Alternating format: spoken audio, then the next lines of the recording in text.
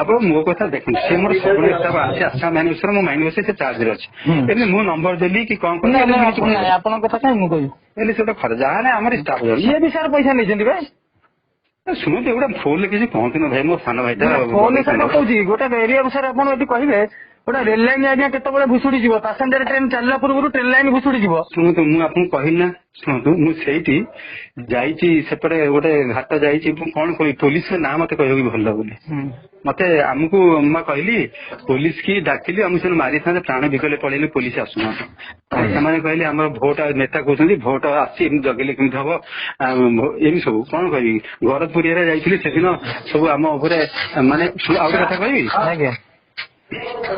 ଘରପୁର ଏରିଆରେ ଗୋଟେ ଜେସିବି ଧରିଲୁ, ଏଟା ହଉଛି ଫେବୃଆରୀ ନା ମାର୍ଚ୍ଚ ମାସକୁ 21 ତାରିଖ ହବ।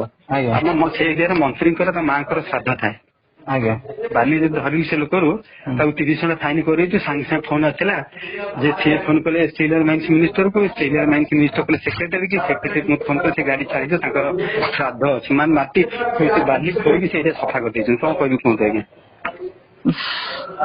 କହିବେ ଆଉ କଣ କରାଯିବ, କଣ କରିବା ଆପଣ, ଆମେ ନହେଲେ ସେଠି ଆମେ ଆମର କଣ ଲୋକ ବଳ ଅଛି, ସେଠି ମାରିବା କଣ କରିପାରିବୁ, ପୋଲିସ ଆସିବନି କଣ କରିବୁ। ଆପଣ ଯେତେବେଳେ କଲୁ ସେଠୁ ସେକେଣ୍ଡ ଟାଇମ ଯେତେବେଳେ ନେଇ ଧରିଲୁ, ସେ ରାଗିକି ମାରିବା ଉପରେ ସେ ଛତୁ ସବୁ କେତେ ଆସିକି ଆମେ ଡିଜେନ୍ ବି ଆସିଲେ ମାରିବା ପରେ ଆମେ ବାଲିବାଲା କରିବୁ ଇଲେକ୍ସନ ଆସୁଛି, ପୋଲିସ ଫୋନ କଲା, ପୋଲିସ ଆସିଲାନି। କଣ କରିବୁ ଆଜ୍ଞା ଆମେ, କଣ ଆଉ ଇଲେକ୍ସନ ଆସୁଛି, ସେ ଆସୁଛି ଆଉ ଲୋକ ଚାହୁଁଛନ୍ତି ଏ କରୁଛନ୍ତି, ଆମକୁ ସେ ମାରି ପକେଇଥାନ୍ତି, ଆମେ ପଳେଇଲୁ ପ୍ରାଣ ବିକଳରେ, ପୋଲିସ ଆସିଲାନି। କଣ କରିବୁ ଆଜ୍ଞା, ଆପଣଙ୍କ ସାମ୍ବାଦିକ ପ୍ରଶାସନ ଆପଣଙ୍କୁ ସହଯୋଗ କରୁନି। ମାନେ ଏଇଟା ଦେଖନ୍ତୁ, ଏଇଟା ବଜେଟ୍ କାହିଁକି ଶୁଣନ୍ତୁ, ଏଇଟା ମାନେ ଆପଣଙ୍କୁ କହୁଛି ଆପଣଙ୍କ କଥା ହଉଛି।